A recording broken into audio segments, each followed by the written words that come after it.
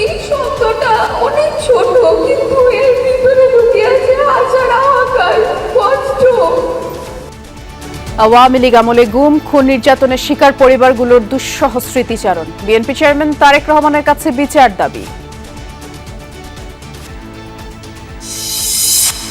ইসলাম ব্যবহার করে আসন সমঝোতায় 11 দলীয় জোট ভাঙার কারণ মত বিশ্লেষকদের। বললেন, কখনোই আদর্শ ভিত্তিক ছিল না জামায়াত নেতৃত্বাধীন প্ল্যাটফর্ম। একটা রাজনৈতিক দল নানাভাবে রাজনীতিতে টিকে থাকতে চায় কয়েন করে, এইটাও কিন্তু কয়েনের পার্ট। এখন কেন কয়েন করছে? কারণ সাধারণ মানুষ একটা ধর্মভীরু আছে, তাকে যেন নেগেটিভলি উত্থাপন করা না হয়।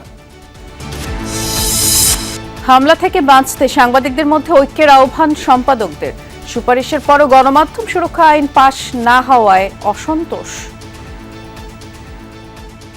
মিডিয়ারও গণতান্ত্রিক সংস্কারের জন্য, রাজনীতির গণতান্ত্রিক সংস্কারের জন্য, রাষ্ট্রের নানা অঙ্গ প্রত্যঙ্গের গণতান্ত্রিক সংস্কারের জন্য যখন লড়াই হচ্ছে, তখনই প্রতিষ্ঠানগুলি আক্রান্ত হচ্ছে। গণমাধ্যমে বিনিয়োগ করেন, তাহলে সেই গণমাধ্যম কখনোই জনগণের আস্থা অর্জন করবে না। ইসিতে অষ্টম দিনের আপিল শুনানিতে প্রার্থিতা ফিরে পেলেন 9 জন। নির্বাচনের প্রস্তুতি পর্যালোচনায় 56 জন পর্যবেক্ষক নিয়োগ দিল EU. We are invited to observe, not to interfere, and we will very strictly adhere to this mandate that's given to us. সংকটে থাকা 9টি নন ব্যাংক আর্থিক প্রতিষ্ঠান বন্ধের সিদ্ধান্ত চূড়ান্ত। চলতি সপ্তাহেই হতে পারে শুনানি।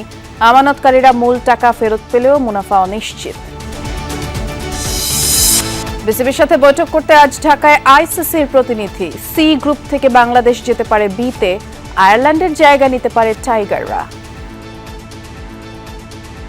জুম মিটিং এর পরে এখন ওনারা বলতেছে যে সামনাসামনি বসে আলাপ করতে।